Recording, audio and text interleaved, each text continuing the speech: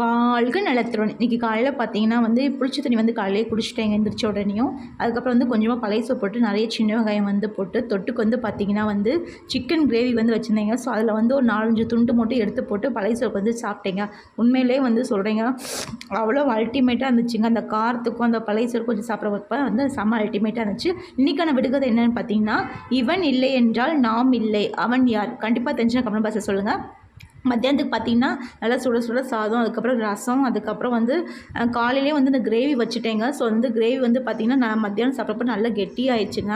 நல்லா நாட்டுக்கோழி கிரேவி வந்து நல்லா பெப்பர் போட்டு பண்ணேங்க. செம்ம டேஸ்ட்டாக இருந்துச்சு, நல்லா காரசாரமாக இருந்துச்சுங்க.